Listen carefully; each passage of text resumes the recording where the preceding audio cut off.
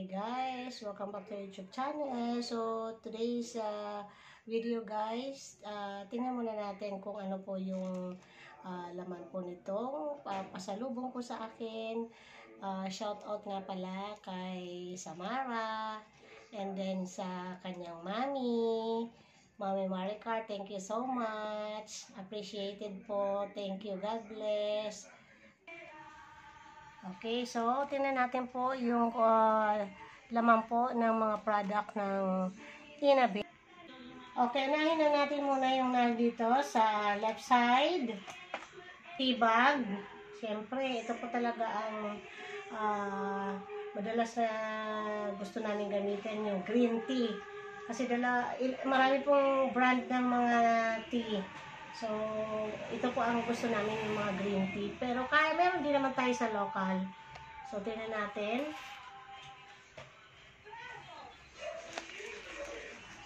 Okay, so nakikita nyo naman po, ayan po yung kanyang brand. Okay, so open na natin. Dito na lang tayo sa may magbukas. Kasi nakasil po doon. Okay, so ito po yung kanyang laman. Ayan. Okay, so ito po guys, binuksan natin yung green tea. Ayan po ang laman. Okay, so marami pong ganito. Siguro pagka dip ka nito sa tubig, huwag ka na itatapon kasi tingnan mo naman guys, talagang organic. So siguro kahit mga 3 gamit siya. Okay, so next, kanilang traditional na snacks. Okay. So, tingnan natin. Ang tawag po dito ay Inabay Lengua Plain. Marami po siyang flavor. May matcha, may plain. Okay, so ayan po yun. Okay, so tikman natin ang packaging po nila, tigda 2 piraso. Actually hindi, 2 yung matcha, 4 po yung plain. So, tikman natin po.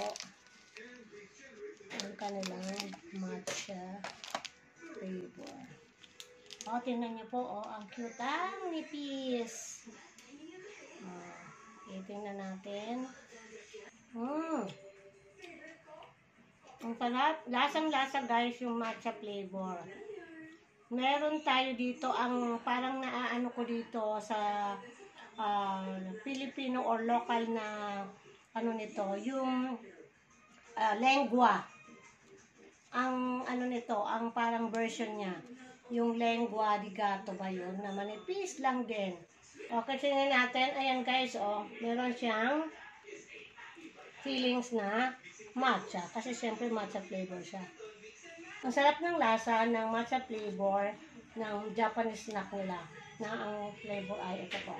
Tikman natin yung plain na flavor. Sarap ng matcha, lasang-lasa. Okay, na natin yung yung plain. Okay, meron din pala siyang feeling. Ayan, chocolate. Pero nakalagay nila guys ay plain. Pero automatic syempre kasi brown ang packaging. Ayan. So chocolate syempre ang feeling. Ito green tea matcha. So tingnan natin. Ang sarap ng rin yan, yung chocolate na flavor. Parang yung feeling niya ay Nutella na chocolate. Sarap. Okay, next, syempre, kung may snacks, light snacks, meron din dapat coffee na kamats. Okay, mamaya kasi sa dulo pa yung kapag magtitika. So, tingnan natin. Ito ay tea coffee na drip on. So, tingnan natin guys kung ano po itong nila. Coffee, tea coffee na ang tawag ay drip on. Ito po ang laman ng tea coffee na tawag dito na 5 cups po ito. So, yan po. Tikman po natin mamaya.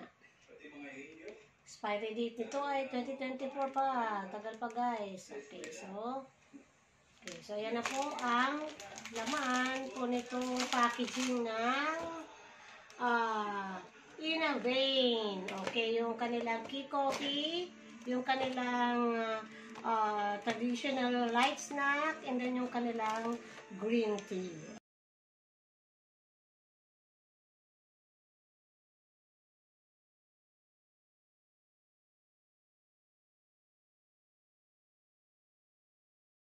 Okay, try na natin itong key coffee ng Inabane.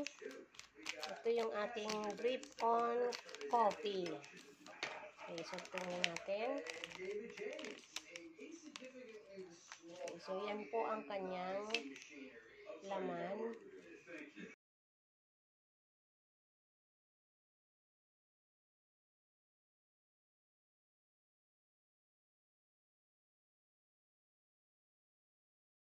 Pwede siyang kahit na mga dalawang gamit. Kasi sobrang tapang. Ayan na siya.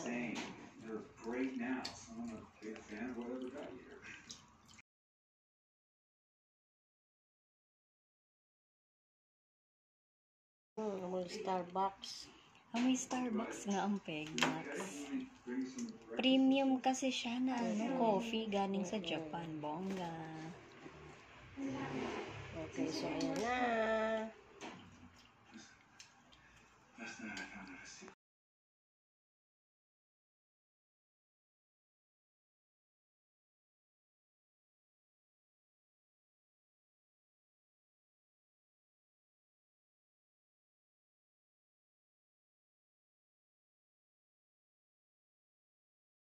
Okay, so that's all for the video today's guys. Thank you so much for watching.